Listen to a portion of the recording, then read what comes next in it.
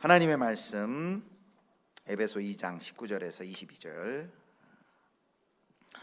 그러므로 이제부터 너희는 외인도 아니요 나그네도 아니요 오직 성도들과 동일한 시민이요 하나님의 권속이라.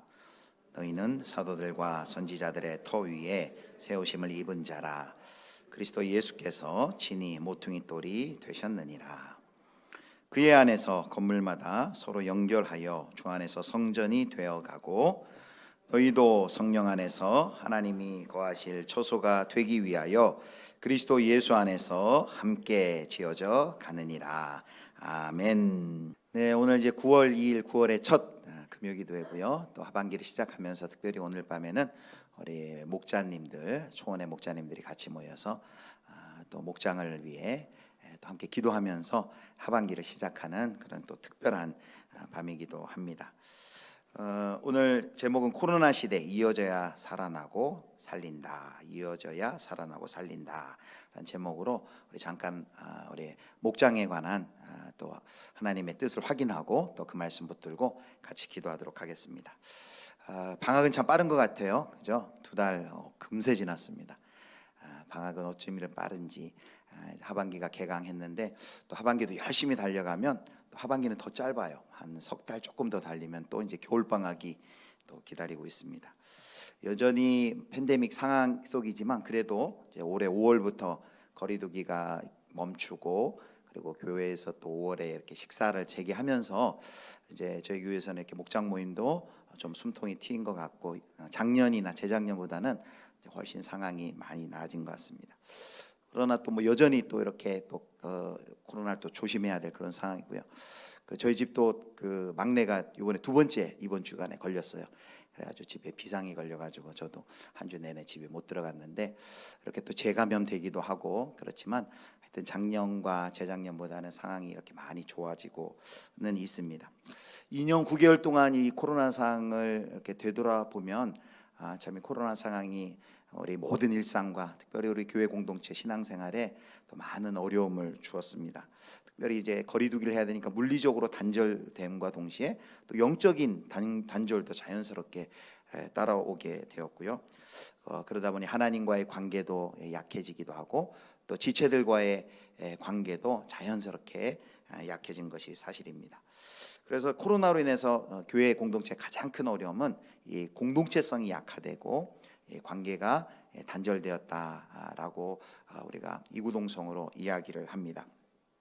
여러 형태, 여러분도 코로나 이전에 참여하고 계셨던 공동체를 코로나 이후 한 번도 참여하지 못한 그런 공동체가 분명히 있을 겁니다. 다양한 여러 가지 형태의 공동체들이 단절되는 것을 몸으로 직접 느끼고 계실 것입니다. 그리고 그 공동체의 무너짐은 개인의 고독과 고립으로 자연스럽게 연결되는 것이죠. 목회데이터 연구소에서 그 넘버스라는 그 자료가 지난 6월 7일 자료에 보면 이런 조사를 했습니다. 한국교회 코로나 추적 조사에서 현재 당신이 영적인 코로나 시절에 갈급함을 느끼고 있습니까? 라는 질문을 했는데 64%가 나는 영적으로 갈급함을 느끼고 있습니다. 이렇게 대답을 했습니다. 그리고 64%면 상당수 성도들이 코로나 시대를 통과하면서 내가 영적으로 갈급합니다 라고 이야기하고 있죠. 또 그 중에 또 전체 중에 또 30%는 더 특별히 영적인 갈급함이 코로나19 이후에 더 커졌습니다. 이렇게 대답을 했습니다.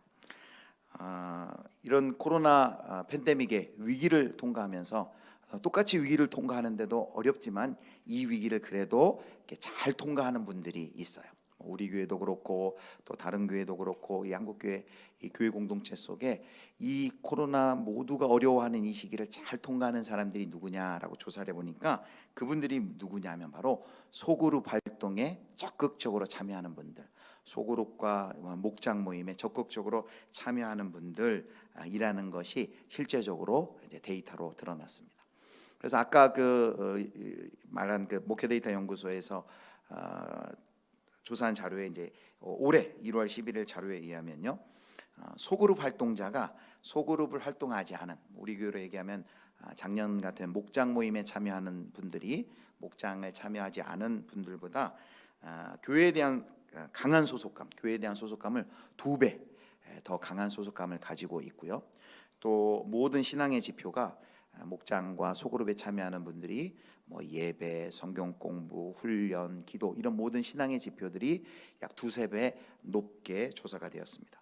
특별히 또 전도 활동은 이 소그룹에 참여하는 분들이 네 배나 더 이렇게 높다는 것을 실제로 확인을 했습니다.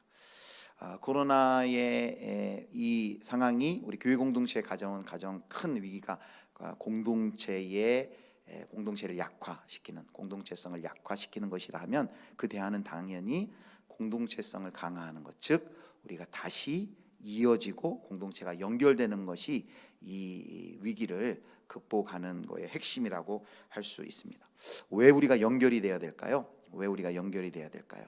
단순히 여기 연결된다는 것은 목장 모임을 매주 하십시오, 2주에 한 번씩 하십시오, 뭐 줌이라도 모이십시오, 그게 아니라 제가 작년에도 그런 얘기를 했는데, 여기 연결된다는 것은 우리가 모임을 빠짐없이 한다는 것, 그거는 포함되는 거고, 더 큰 의미는 우리의 삶이 그리스도의 몸의 지체로서 삶과 삶이 연결되어진다라는 얘기입니다. 왜 우리가 교회 공동체 안에서 주일에 혼자만 와서 예배만 드리고 가는 그것으로 만족해서는 안 되고, 이 그리스도의 몸의 지체로서 우리의 삶과 삶이 연결되고 그의 삶을 나누고 기도 제목을 알고 그를 위해 기도해주고 그의 필요를 채워주고 격려하고 응원하고 함께하는 우리의 삶이 왜 연결되어져야 하는지, 오늘 우리가 네 가지 왜 연결되어지는지, 왜 연결되어야 하는가를 오늘은 네 가지를 살펴보고, 그럼 어떻게 연결되어야 하는가는 이제 또 다음에 우리가 또 목장 모임이나 목자 교육이나 또 다음에 우리 집회를 통해서 살펴보려고 합니다. 오늘의 질문은 이거예요. 왜 우리가 연결되어야 하는가? 왜 우리가 이어져야 하는가입니다. 다른 말로 왜 우리가 목장을 주신 이유가, 하나님이 우리에게 소그룹 목장을 주신 이유가 무엇인가라는 겁니다. 자, 네 가지인데요. 자, 첫 번째입니다. 첫 번째. 우리 같이 한번 읽겠습니다. 첫 번째 시작. 힘을 합쳐 죄와 싸워 승리하기 위함이다. 아멘. 힘을 합쳐 죄와 싸워 승리하기 위함이다. 목장 모임, 쉽게 얘기하면 목장 모임 소그룹을 하는데, 목장으로 이렇게 삶을 연결해야 될 이유가 죄와 싸워서 승리하기 위함이다 하니까 조금 이렇게 고개를 흔드실 분도 있을 것 같아요. 그런데 우리 성도들의 삶을 한마디로 뭐라고 얘기하냐면 믿음의 경주로 비유하고 있습니다. 그게 이제 히브리서 12장 1절 말씀인데요. 한번 보겠습니다. 히브리서 12장 1절 말씀 우리 같이 읽겠습니다. 시작. 허다한 증인들이 있으니 모든 무거운 것과 얽매이기 쉬운 죄를 벗어버리고 인내로서 우리 앞에 당한 경주를 하며. 아멘. 우리 성도들의 믿음의 길을 경주에 비유했는데요. 이 경주를 끝까지 잘 달리려고 하는데 방해하는 게 있어요. 그게 뭐냐면 여기 1절에는 두 가지를 얘기해요. 하나는 모든 무거운 짐, 무거운 것이라고 얘기합니다. 이 최선을 다해서 달리는데 마치 육상 선수가 발목에다 모래주머니를 가지고 달고 달리는 것처럼 우리를 못 달리게 자꾸 방해하는 것이 있어요. 뭐 그것이 예를 들면은 어떤 돈을 사랑하는 것, 또 세상의 가치를 좇는 것, 자만에 빠진 것, 세상의 가치를 더 애착하는 것, 이런 것들이 우리를 계속해서 우리의 발목을 붙들고 믿음의 길을 달려가지 못하도록 방해합니다. 또 뒤에 보면 얽매이기 쉬운 죄라고 했습니다. 어떤 특정한 죄를 지칭하기보다는 죄 자체를 의미해서, 그래서 이런 죄가 우리의 믿음의 길 달려가는 걸 방해한다라고 말합니다. 그러면서 이제 12장 2절에는 어떻게 이 믿음의 길을 경주를 승리할 수 있을까 했을 때, 믿음의 주요 온전케 하시는 이 예수를 어떻게 하자고요? 바라보자라고 이렇게 이야기를 합니다. 자, 그런데 우리가 그 믿음의 길의 목적지, 목표인 예수님을 바라보면서 달려가는 것이 믿음의 길을 승리하는데, 그 달려가는 동안에 우리가 어떻게 서로 달려가야 되냐면요, 서로가 서로를 격려하고 응원하며 공동체가 함께 죄를 이겨 나가야 합니다. 그게 나온 게 이제 디모데후서 2장 22절이에요. 자, 2장 22절 우리 같이 보겠습니다. 시작. 또한 너는 청년의 정욕을 피하고 주를 깨끗한 마음으로 부르는 자들과 함께 의와 믿음과 사랑과 화평을 따르라. 아멘. 바울이 젊은 목회자인 디모데에게 한 권면인데요, 교회 공동체를 이끌어가는 데 필요한 지침으로 이 디모데 후서 2장 22절 말씀을 줬는데 여기 보면 한 번 더 보여주실래요? 거기 보면 중요한 단어가 있는데 여기 함께라는 단어예요. 청년의 정욕을 피하고 죄를 이기기 위해서 어떻게 해야 되냐면 주를 깨끗한 마음으로 부르는 자들, 믿음의 지체들 공동체와 함께 의와 믿음과 사랑과 화평을 따르라라고 말하고 있습니다. 그러니까 혼자서는 육신의 죄, 정욕을 이기기가 힘든다, 피하는 것이 불가능하다는 거예요. 그래서 죄의 문제, 고독의 문제, 우리 삶을 둘러싼 여러 가지 문제와 싸워 이겨야 믿음의 길에 힘있게 달려갈 텐데, 그 싸우려 할 때 혼자 싸우는 것이 아니라 공동체가 같이 짐을 나누어지고 같이 이 죄와 싸우라는 거예요. 나와 같은 믿음, 그리고 나와 같은 하나 주께 헌신한 형제자매들이 함께 격려하면서 이걸 싸워 나가는 거예요. 이게 이렇게 얘기하면 또 이해할 거예요. 그냥 죄는 내가 싸워 이기면 되지 뭘 같이 싸우는가, 이 죄를 말하기도 힘든데 이렇게 생각할 수 있는데요. 여러분, 죄가 우리를 어떻게 넘어뜨리는가 가만히 보면은 이 같이 싸워야 된다는 걸 알 수 있습니다. 우리는 죄하면 내 마음속에 뭐 나쁜 마음 품는 거, 뭐 음란한 마음 품는 거 이쪽으로 자꾸 생각하는데, 우리를 넘어뜨리게 하는 죄는 굉장히 조직적이고요, 이 사회의 구조와 시스템으로 접근을 합니다. 이 시대에 가장 많이 우리가 넘어지는 죄가, 한국에서 우리 그리스도인들이 걸리는 죄가 뭐냐면, 넘어지도록 하는 그 구조가 뭐냐면 돈과 부동산과 학벌이에요. 그것이 우상이 되어가지고, 그러니까 우리는 죄인지도 모르고 예수를 믿지만은 돈과 학벌과 부동산이라는 그 우상이 얘기하는 그 길을 따라가는 거예요. 그런데 거기에 싸우기 위해서는 혼자만의 힘으로는 안 된다는 거예요. 공동체가 같이 기도하고 무엇이 바른 길인지, 이 대학 입시나 학업을 향한 하나님의 뜻이 무엇인지, 그래서 그 기독 학부모 교실이라고 기독 학부모들이 함께 모여서 그 문제를 놓고 기도하고 함께 격려하는 거예요. 옆집에 있는 아줌마가 말하는, 옆집 있는 그분이 말하는 것이 진리가 아니라, 거기를 따라가는 것이 아니라 성경은 뭐라고 말하고, 우리 자녀는 그럼 어떠한 학업관을 가지고, 어떤 입시관을 가지고 이 학업과 입시의 문제에 우리가 대응하고 자녀들을 양육할지 공동체가 함께 격려하고 기도하고 하나님의 말씀을 기준으로 삼아서 함께 나간다는 것이죠. 죄를 함께 싸워 이겨 나가야 하는 것입니다. 예전에 그 유명한 베스트셀러 중에 켄 블랜차드가 썼던 공호라는 그 책이 있는데요. 거기 보면 세 번째 챕터에 기러기의 선물이란 챕터가 있습니다. 거기 뭐냐면 기러기가 하늘을 날 때 막 울어요. 무리를 지어서 날아갈 때. 근데 그게 우는 게 무슨 의미일까? 네, 여러분, 그게 무슨 의미일까요? 기러기들이 막 날아갈 때 막 우는 것은, 그것은 서로를 격려하고 응원하는 소리라 그래요. 그래서 마치 이와 같죠. 우리가 이 믿음의 길을 함께 걸어가면서 믿음의 주요 온전케 하시는 예수님을 바라보면서 우리가 달려가는데, 어떻게 끝까지 그 얽매이기 쉬운 것, 무거운 것, 얽매이기 쉬운 죄를 이겨가면서 우리가 달려갈 수 있습니까? 믿음의 공동체가 함께 이 우리를 향한 유혹과 죄를 함께 하나님 앞에서 놓고 그것을 대응하고 함께 기도하고 격려하고 응원하면서 이 믿음의 길을 걸어가야 된다. 그것이 바로 우리 목장에서 그 일을 함께 해 나가야 한다는 것이죠. 히브리 10장 24절에는 서로 돌아보아 사랑과 선행을 격려하며 그랬습니다. 그래서 우리 목장에서 함께 이 우리를 넘어뜨리고 우리가 믿음의 길 끝까지 걸어가야 될 텐데, 이 유혹과 시험과 죄를 함께 기도하고 격려하며 끝까지 달려가기 위해서 우리가 서로 연결되어야 합니다. 자, 두 번째 우리가 왜 연결되어야 될까요? 왜 우리가 이어져야 될까요? 같이 읽겠습니다. 시작. 서로 돌보고 치유와 회복을 경험하기 위함입니다. 여기 서로 돌본다, 서로 돌보는 것이 필요합니다. 서로 목양을 하는 거죠. 목양은 사실 목자만 하는 게 아니라 서로에게 교사가 되고 서로에게 거울이 되어서 이 목장 안에서는 거기 치유와 회복이 일어납니다. 상처 없는 분이 없잖아요. 우리 모두가 다, 특별히 코로나 시대, 이 우울한 시대 모두가 다 아픔이 있고, 또 예전에 비해 마음이 아프신 분들도 많아요. 우울증, 또 조울증, 또 공황장애로 인해서 어려움을 당하고 계신 분들 많이 있는데, 우리가 서로를 공감하고 이해하고 또 서로에게 손 내밀어 주면서 그 공동체 안에서 하나님의 임재를 경험하고 공감하는 우리 지체들의 격려와 또 조언과 기도와 대화를 통해서 그 안에 하나님의 치유와 회복을 일으켜 나갔어요. 그래서 하나님께서는 하나님의 치유와 회복을 공동체 안에 하나님께서 선물로 주셨습니다. 좋은 건강한 공동체마다 그 안에서 시간이 걸리겠지만 치유되고 회복되는 그런 역사가 일어납니다.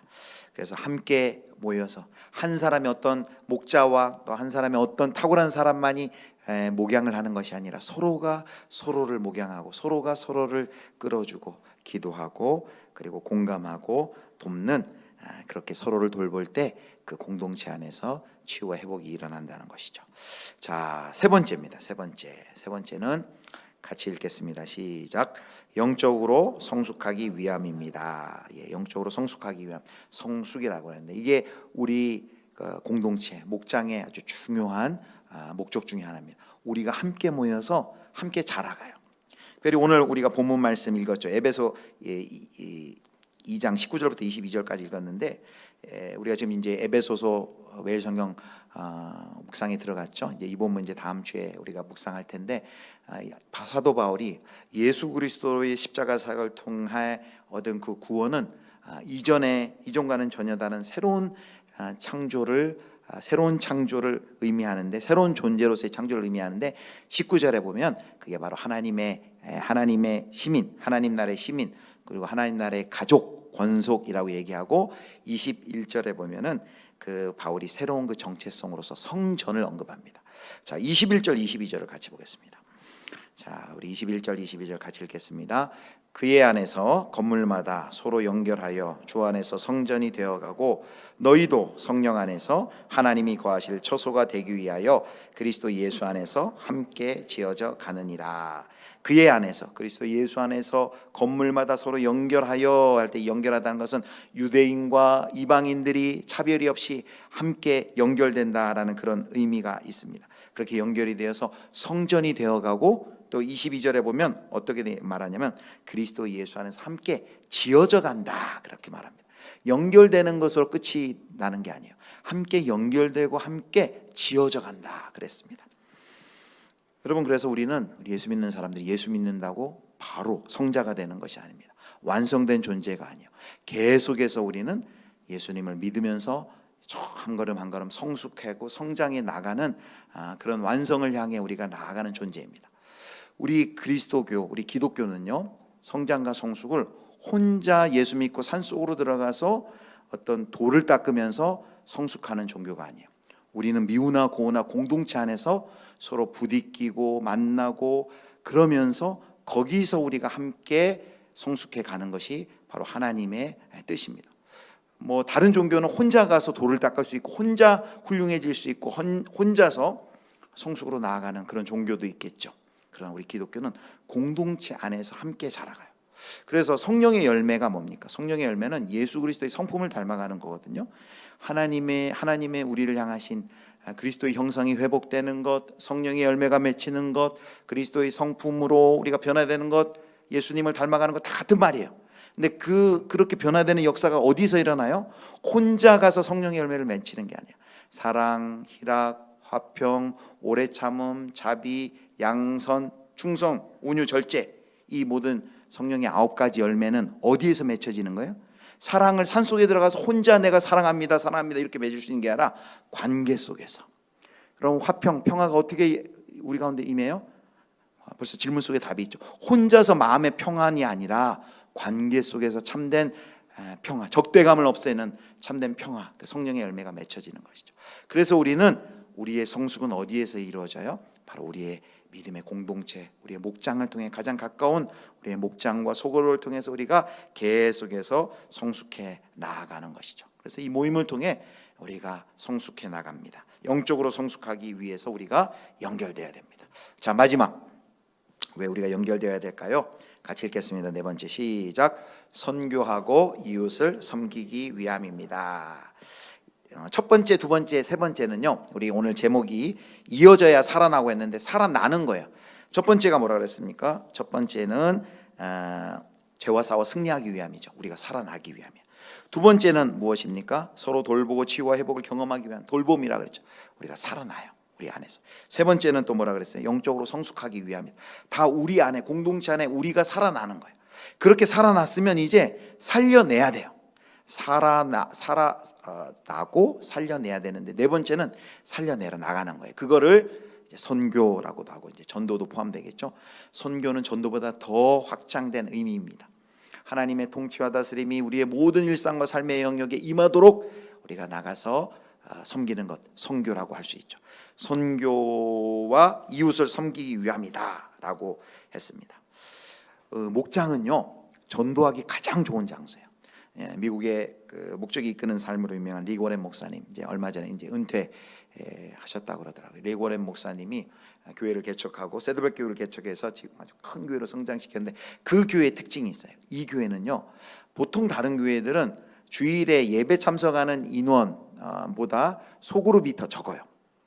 저희 교회 같은 경우는 코로나 전에 한 570, 80명, 그러면 소그룹은 한 급 절반 정도, 한 200, 한 7, 80명 이렇게 소그룹 인원이 모인다라고, 대개 한 반 정도 모여요. 저희 교회도 한 반 정도 목장 모임 참석하고 있고. 근데 이 교회는 주일 예배 참석하는 인원보다 소그룹에 참석하는 인원이 더 많아요. 그 말은 무슨 말입니까? 주일 예배는 참석하지 않는데 소그룹에는 참석하는 성도들이 있다는 거예요. 왜 그럴까요? 소그룹 사람들이 전도를 하는 거예요. 사람들이 교회에 바로 오는 건 힘들어해요. 교회에 바로 발을 내딛고 예배 드리는 건 힘들어하는데, 이렇게 전도하는 거예요. 우리 누구네 집에서 오늘 이번 주 낮에 우리 티타임이 있는데 거기 잠깐 와서 한번 교제하면 좋겠다고 목장 모임에 초대를 하는 거예요. 그렇게 목장 모임에 초대해서 큰 부담 가지지 않고 교제하고 이렇게 이야기 나오고, 그러다가 거기서 더 발전돼서 이제 교회로 나오게 되는 경우죠. 실제로 우리 교회에서도 또 그 코로나 이전에도 보면 그렇게 전도돼서 오시는 분들이 있어요. 목장에 먼저 참석해서 목장에서 사람들과 먼저 친해지고 익숙해진 후에 교회를 오는 경우가 많이 있습니다. 굉장히 목장을 통해서 전도하는 것은 너무 굉장히 좋은 방법입니다. 그래서 전도를 이제는 개인도 하지만 목장에서 같이 하는 거예요. 모일 때마다 우리 목장의 기도회, 목장 태신자, 목장, 우리 교회는 VIP를 정해놓고 함께 목장에서 기도하고, 또 목장에 초대하고, 목장에서 같이 이렇게 밥을 같이 식사를 하기도 하고, 그래서 목장을 통해서 이렇게 전도할 수 있습니다.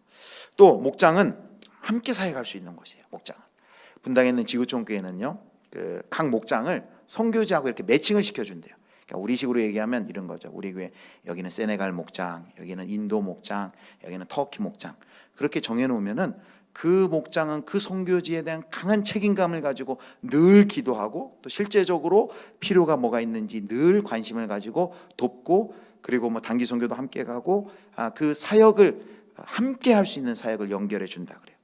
그래서 국내 미자립 교회를 연결해 주기도 하고, 또 국내에 또 어떤 고아원을 연결해 주기도 하고, 또 미혼모 시설을 또 섬기도록 해주기도 하고, 여러 가지 사역을 목장마다 연결해 줘서 그 목장에 사람들이 함께 그 사역을 하면서, 여러분 함께 사역하고 함께 선교하고 함께 사역하는 것만큼 이렇게 공동체성이 굉장히 건강해지고 강력해지는 그런 방법이 없습니다. 함께 할 때, 함께 사역할 때.